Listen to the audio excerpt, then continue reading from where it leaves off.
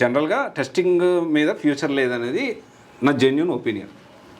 Testing నేర్చుకుంటే జాబులు లేవు, నేర్చుకోను ఎక్కువ శాలరీస్ లేవు.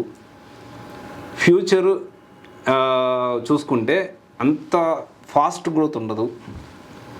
ఎక్స్పీరియన్స్ వచ్చే కొద్దీ ఇక కంపెనీస్ మారడం కూడా కష్టమవుతుంది. సో ఇది నా ఒపీనియన్ సార్. అయితే ఇప్పుడు క్వశ్చన్ ఏంటి అంటే, ఫస్ట్ క్వశ్చన్, టెస్టింగ్కి ఫ్యూచర్ ఉందా? ఎస్. సో టెస్టింగ్ ఫ్యూచర్ ఉందా తర్వాత పెడితే ఒక చిన్న విషయం, నేను మనకి ఒక న్యూస్ చూసి ఉంటాం, 1 year back aeroplane accident.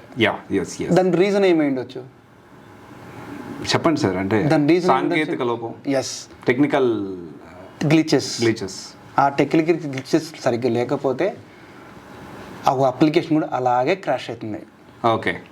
So crash అవ్వద్దు అప్లికేషన్. మనం ఒక ఏరోప్లేన్ క్రాష్ అయినందుకు చాలా ఫీల్ అయ్యాం కదా. ఒక క్లయింట్ పాయింట్ ఆఫ్ వ్యూగా HDFC బ్యాంక్ ఉంది, ICICI బ్యాంక్ ఉంది, మనం యూజ్ చేసే వాట్సాప్ ఉంది. ఒక 1 minute 2 minutes 3 minutes గ్లిచెస్ వచ్చాయి అనుకోండి, మనం అప్లికేషన్ యూజ్ చేసామా? చేయము. ఆ గ్లిచెస్ అనేది 100% మేనేజ్ చేసేది ఈ టెస్టరే, ఈ QA టీమే. సో అందుకే గర్వంగా చెప్తున్నాను, టెస్టింగ్ ఎప్పటికీ డౌన్ అవ్వదు.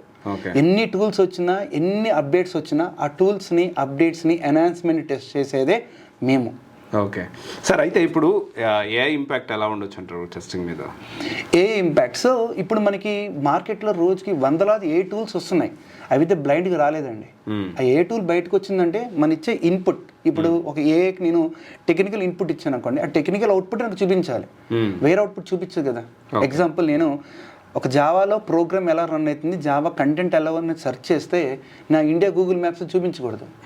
అంటే AI పర్ఫెక్ట్గా అవుట్పుట్ వస్తుంది అంటే అర్థం ఏంటి, దానికి కరెక్ట్గా టెస్ట్ చేశారు. అంటే ప్రతి AIని కూడా టెస్ట్ చేసి బయటకు వచ్చిందే. ఇప్పుడు మార్కెట్ ఎలా ఉందంటే ఏ టూల్ ఎలా వర్క్ అవుతుందో టెస్ట్ చేయమంటున్నారు ఇప్పుడు. ఓకే. మరి AI రావడం వల్ల టెస్టింగ్ ఫ్యూచర్ ఉంటుందా అంటే 100% ఉంటుంది. ఇప్పుడు టెస్టింగ్ AIకి మూవ్ అవుతుంది. కాబట్టి మన టెక్నికల్ స్కిల్స్ ఏవైతే ఉన్నాయో, ఎలా అప్డేట్ అవుతున్నామో అలా అప్డేట్ అవ్వాలి. సేమ్ జావా నేర్చుకుని ఆగిపోతే సరిపోవట్లేదు కదా. ఇప్పుడు AI బేస్ చేసుకుని ఎన్హాన్స్మెంట్ చేస్తున్నారు వాటి మీద. టెస్టింగ్ మీద కూడా ఎన్హాన్స్మెంట్స్ చాలా టూల్స్ వచ్చాయి ఇప్పుడు. ఒక 17 years ఎక్స్పీరియన్స్ పాయింట్ ఆఫ్ నేను మాట్లాడితే, ఫస్ట్ 5 years మాన్యువల్ చేసి ఊరుకోలేదు నేను. దాని తర్వాత టెక్నికల్గా ఆటోమేషన్ నేర్చుకున్నాను, ఆటోమేషన్ డిఫరెంట్ టూల్స్ నేర్చుకున్నాను. దాని తర్వాత డేటాబేస్, దాని తర్వాత లాస్ట్ 3 years AI అన్నారు కాబట్టి AI కూడా మా ప్రాజెక్ట్ ఇంప్లిమెంట్ చేశారు.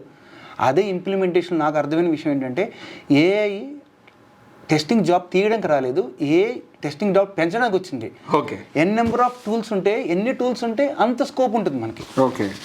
సో అందుకనే టూల్స్ ఎక్కడ ఇంక్రీజ్ అవుతాయో, ఎక్కడైతే ఎన్హాన్స్మెంట్స్ ఉంటాయో, ఎక్కడైతే అప్డేట్స్ ఉంటాయో, అక్కడ 80% టెస్టింగ్ రావాల్సిందే, ఎంత పెద్ద ఫ్యూచర్ అయినా.